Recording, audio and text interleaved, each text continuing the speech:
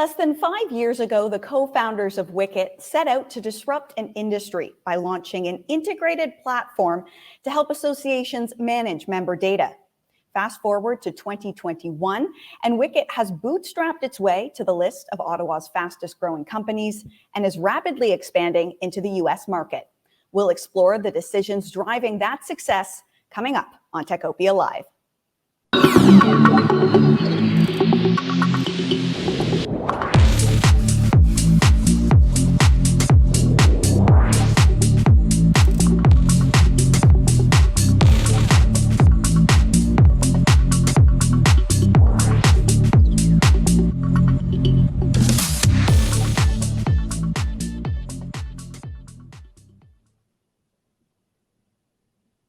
Hello and welcome to Techopia Live. I am Sherry Ask with the Ottawa Business Journal. And joining me today is Jeff Horn, one of the co-founders of Wicket. Jeff, thank you so much for joining us and welcome to Techopia Live. Sherry, thanks so much for having me. Really excited to be here. So one of the things we do on Techopia Live to start out for people who aren't familiar with the companies is to have you give us your elevator pitch. So in 60 seconds or so, could you tell us about Wicket, what it is and what we need to know about it? Yeah, absolutely. So Wicket is the world's first member data platform.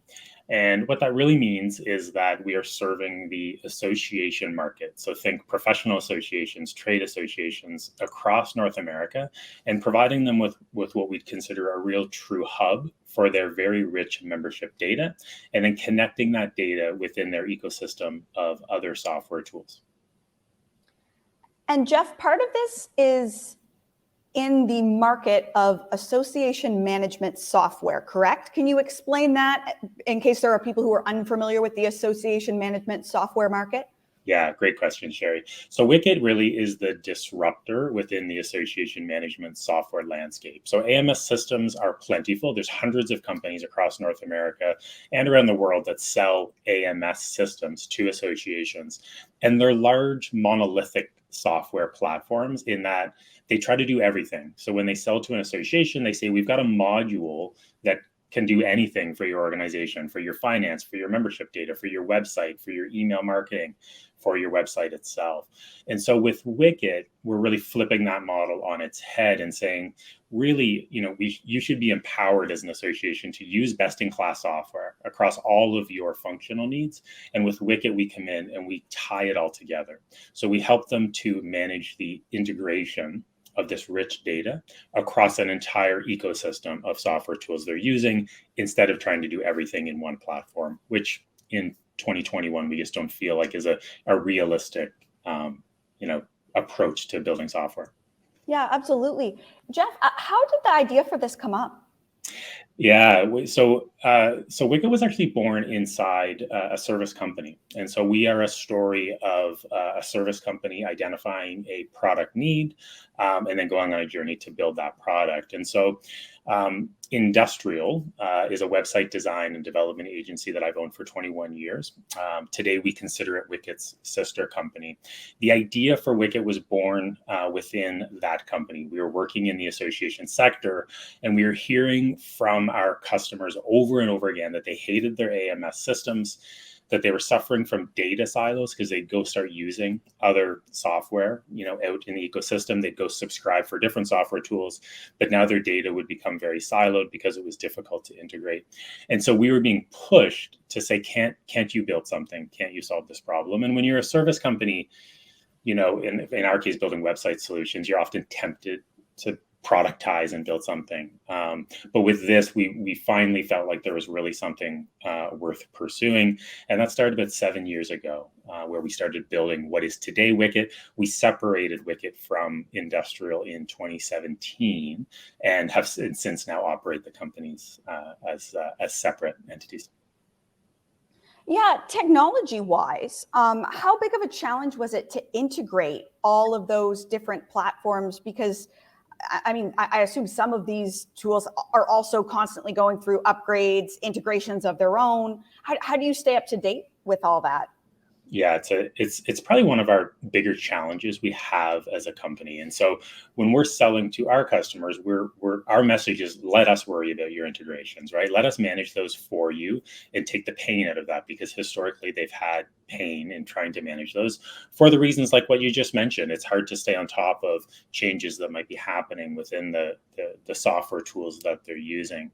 So we take that very seriously. So, at Wicket, when we talk about managed integrations, what we're really doing is not only building integrations and connecting the rich data in Wicket to other software tools, but we're also monitoring integrations. And so our infrastructure helps us to more easily monitor any issues happening with data synchronization out there in the ecosystem that we're connected to. And through that monitoring, we're able to identify any issues that come up long before a customer would realize, and then we can action those. So certainly that monitoring is a big part of what we do. It's a big part of our infrastructure, making sure we're able to monitor those. But also then more on the proactive side, it's also making sure we're engaged with the other vendors that we're integrated with, and understanding any forthcoming changes to their APIs or different ways that we're integrated with them. So it's both a technology play, but it's also really just making sure we're staying on top of what's happening. Yeah, and I'm sure that, being able to offer that is a big part of how Wicket got to where it is today. Mm-hmm. Can you talk me through, I guess, a bit about the past 5 years or so? Because where you are now, you're on the list of Ottawa's fastest growing companies. You are expanding. So were there challenges, especially bringing, like you said, separating Wicket from industrial and getting to here? Oh yeah, absolutely. I think that, I think for anyone out there who has experience or has, is a service company thinking about productizing, there's a lot of different paths you can take. The path we chose was to keep the service company and keep it separate, and separate the product company. And in the end, we felt that was a good strategy. But but leading up to that decision, we spent a lot of time trying to build a product in a service company, and it's challenging, right? Like in a service company mindset, you tend to want to say yes to everything to your customers, and in a product mindset, you have to say no to almost everything. And so that was a learned experience for us, coming from a service mindset and having to productize. And so it was really a big part of the separation, and really needing to separate staff and technology as we grew, because we just saw that it's very difficult to have those two things intermingled. And each company has been able to, be quite strong, standing independently. And were there customers from the beginning? Did you grow your customer base afterwards? Tell me about how that worked. Yeah, we were fortunate that we had some national healthcare associations very early on that were pushing us to build Wicket. So they were saying, hey, if you will commit to this, we will, pay you, not to build the whole thing, but we will put money towards this. So we had some early adopters who, at that point, it was vaporware, right? It was a concept, and they were willing to take the risk of working with us because we had built a trusting relationship with them. They were willing to make a bet and say, yeah, I think together we could really build a great product. And so, we went through those phases of, building the early versions of Wicket, working very closely with those customers. Throughout that journey, had to re-architect more than once, right? Because, you really do end up building something that's really specific to those customers' needs in order to deliver for them. But over time, as we started to bring other customers on very slowly, you get to 5 customers, and then you get to 10 customers, and the product just kept evolving. So today we're now lucky that the bulk of new customer acquisition now is coming from south of the border in the US market. And we're really have been focused on landing some really, really key strategic customers instead of just trying to bring in every single customer we possibly could. Yeah. Can you give me an example of a customer or expansion that sort of has helped propel Wicket forward? Yeah, for sure. So here in Canada, the Canadian Society of Association Executives, or CSAE, they're the association of associations. So the running joke is there's an association for everything, including associations. And so CSA really is the national voice for the association community here in Canada. And they were a licensed Wicket about 2 years ago, and they are a very successful referenceable customer for us. So here in Canada, that's been key for us. As we've gone into the US market, we've been very strategic about specific customers that we'd like to work with. We recently launched the California Lawyers Association, 110,000 lawyers based in California, their data being managed within Wicket. But what's most exciting for us in the US market is we're almost at the point where we're going to be licensing the American Society of Association Executives. So this is CSA's equivalent in the United States, which is really the most influential customer in the world in our market. So Wow. It's very, very exciting. So we are on track by the end of this calendar year to have licensed ASA, which is going to really put us in a position for growth in 2022. So more to come, and you've gotten to here and won a Bootstrapped marketing award while doing this. How much has marketing been part of the customer strategy, the brand strategy? I guess how important is it in the day-to-day business? Yeah, it's a good question. Because we came from a website design development background. We really understand the importance of brand and the importance of having a strong brand and the impact that can have in the market. So Wicket's brand is very strong. It's very unique, and we get a ton of feedback within the market that they love our brand, and our brand really stands out. And so, for us, we're definitely more of an inbound company than an outbound. We're not picking up the phone calling associations trying to sell them on Wicket. Instead, we push a lot of content out to the market because we are introducing a completely new concept to the association market. With that comes education. So for us, really, it's a content marketing play, educating the market and having just a very strong brand to back that up, which drives inbound opportunities coming to us.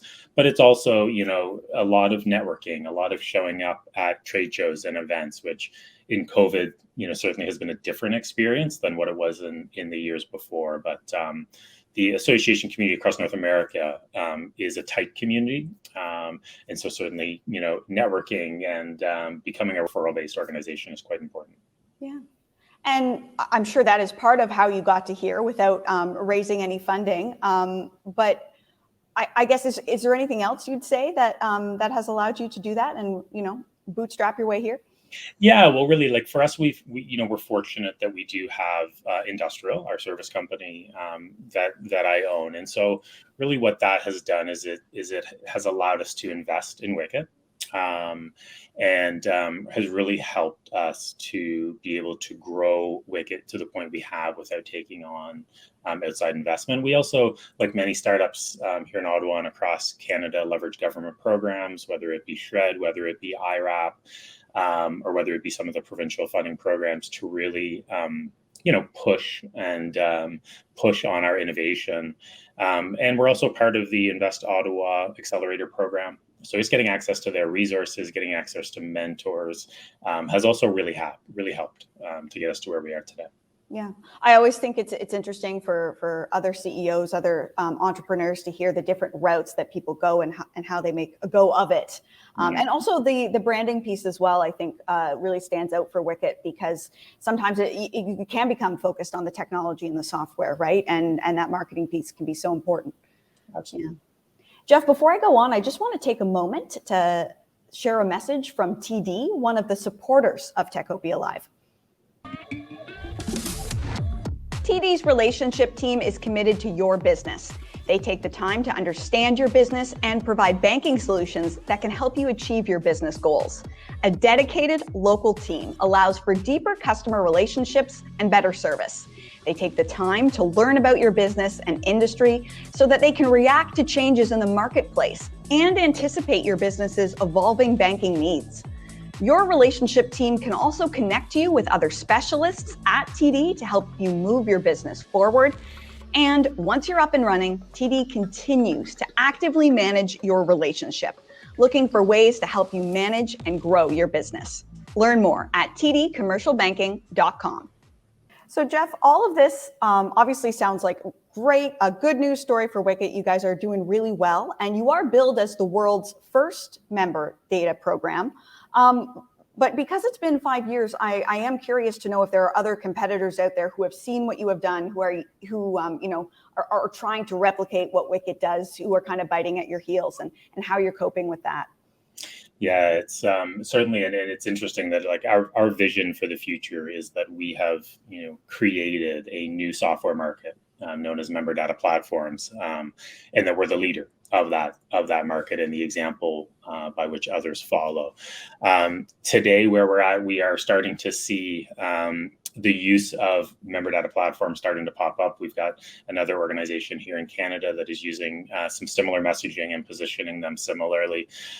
South of the border, we're seeing some players that are starting to lean towards our model, but we're still fortunate really to have a first mover position in the market and really have some pretty unique value proposition still. So it's and that's good and bad, right? Competition helps to validate that this really is a good concept that we're pushing on. So it's starting to happen. I strongly believe in the next 1 to 2 years we'll start to see some other vendors pop up, and probably some pivots within the space where some other AMS vendors start to see this approach as being something they should be taking a bit more seriously as well. Yeah, absolutely. Jeff, is there anything else you want to say or let people know, either on the startup perspective or about what you're focusing on going forward with Wicket? Yeah, so here at Wicket, I think it's noteworthy that we are a husband and wife team that are the co-founders at Wicket. Myself as the CEO, I tend to look out, work at customers and partners. My wife, Laura Mindorf, tends to look inside and runs HR, operations, finance, all those pieces. So works very well from that perspective. I think as we look into 2022, it's certainly all about growth. It's about growing our customer base, taking advantage of some of the really exciting customers we're landing, and getting our message out there and starting to push even harder on our marketing message. And certainly we'll be getting back to boots on the ground in the US market as well. So we'll be spending time in Washington, DC and Chicago, Illinois, which are kind of the two major hubs in the US in particular for associations. So we'll really be pushing harder to be building that presence, and we'll be growing. We'll be adding to our team, as we continue to scale. And before the end of 2022, there's potential that we'll look for an outside fundraising round as well. Wow. Okay. Well, thank you so much for joining us today to tell us about it. We will definitely be following all of that growth at the Ottawa Business Journal. Jeff, thank you so much for taking the time to talk with us. Thanks, Sherry. It's a lot of fun. Before we go, I just want to take a moment to thank our sponsors, without whom this show would not be possible.